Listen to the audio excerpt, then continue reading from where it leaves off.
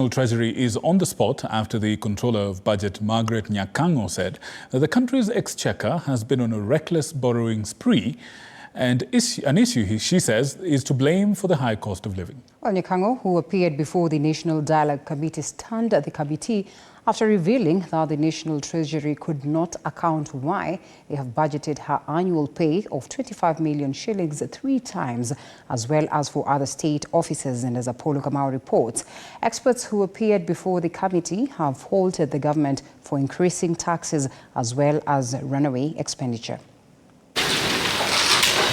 The grim picture of the country's economy and why Kenyans are bearing the high cost of living was exposed before the National Dialogue Committee after the Controller of Budget, Margaret Nyakang'o, faulted the National Treasury for going on a reckless borrowing spree, acquiring loans that cannot be accounted for. We know that we are in a cash crunch, but this cash crunch ni ile ya kujitakia, because like I told you before, we have been borrowing and partying with borrowed money. That is why we are where we are. I would ask the committee to talk to the National Treasury on a very serious note. The exaggerations are in the National Treasury. Though the exact amount, which dates back to retired President Uhuru Kenyatta's administration, that cannot be accounted for is currently being audited, the Auditor General further put Treasury on the spot for poor economic forecasts, taking overdrafts amid high interest from banks, while stunning the committee on how the National Treasury is duplicating annual pay for state officers, including her own annual pay of 25 million shillings, which was budgeted for 3 times. So I asked them, why is the budget showing 3 times what my annual salary is? And it was like that for all the state officers. What was the answer, madam?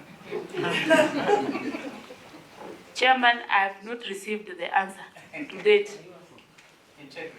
Integrity. Just like the national government, counties have also been accused of hiding behind supplementary budgets to cover up and sanitize financial mischief, an issue that has also contributed to padding bills. We don't know what else is dodgy in there. And then when it comes to the supplementary, these amounts are then reallocated to other areas. So, honorable members, I'm asking you to talk to the Treasury in a very matter-of-fact manner to look at the way they are handling the budgeting. I think the problem is there. Experts who appeared before the committee, among them the Parliamentary Budget Office, the Institute of Economic Affairs, and Society for International Development, faulted the recently passed Finance Act, which introduced new taxes like the housing levy, hiking value-added tax on fuel prices, and lack of subsidies on essential commodities as weak points on why Kenyans are suffering. That the question at hand in cost of living was mostly because of the very grave effects that COVID, poorer choices, and tax raises had on inflation.